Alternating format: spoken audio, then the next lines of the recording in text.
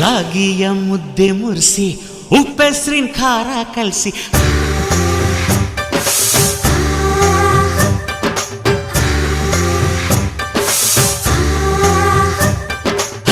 ರಾಗಿಯ ಮುದ್ದೆ ಮುರಿಸಿ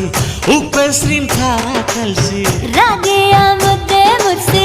ಉಪ್ಪೆಸರಿನ ಖಾರ ಕಲಸಿ ಬೆಳ್ಳನೆ ಬೆಳ್ಳದಿಂಗಳಲ್ಲುಂಡೆದ್ದು ಉಳ್ಳಾಡೋದು ಬಣವೆಯ ಮೆತ್ತೇಲಿ ಗಂಡನ್ನ ಮುದ್ದಾಡೋದು